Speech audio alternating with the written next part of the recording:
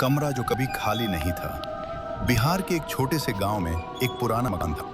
लोग उसे चौधरी हवेली कहते थे। सालों से बंद पड़ी थी।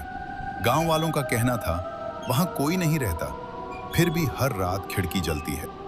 एक दिन 17 साल की रूही, तुम्हारी ही उम्र की, अपने परिवार के साथ उस गांव में रहने आई। उनके पास पैसे कम थे, इसलिए वही सस्ती हवेली ले ली। पहली रात सब ठीक। दूसरी रात रूही को लगा कोई उसे देख रहा है। तीसरी रात उसने साफ सुना, रूही दरवाजा खोलो। लेकिन घर में सब सो रहे थे। रूही डर गई, पर उसने सोचा शायद सपना है। लेकिन अगली सुबह उसके कमरे के दरवाजे पर अंदर की तरफ खरोंच के निशान थे, जैसे किसी ने रात में बाहर से नहीं अंदर से निकलने की कोशिश की हो।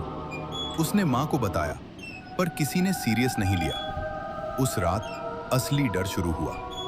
रात के करीब 2 बजे अचानक उसकी आंख खुली। कमरे में ठंड बहुत बढ़ गई थी। सांस से धुआं निकल रहा था। और फिर उसने देखा उसके बिस्तर के नीचे कोई खड़ा है। हाँ, खड़ा, क्योंकि उसके पैर दिख रहे थे, उल्टे।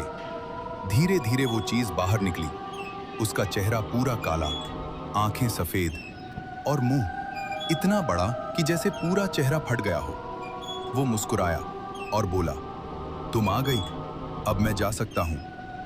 अगली सुबह रूही नहीं मिली।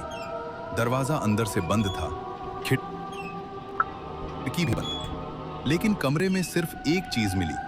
दीवार पर खून से लिखा था, अब ये कमरा खाली नहीं है। गांव वालों ने बताया, उस कमरे में पहले एक लड़की रहती थी, जिसने खुद को बंद करके कई दिनों तक चीखती रही। और एक दिन उसकी आवाज अचानक बंद हो गई। तब से हर कुछ साल में वो किसी नई लड़की का इंतजार करती है, ताकि वो आजाद हो सके और कोई दूसरा उसकी जगह ले ले।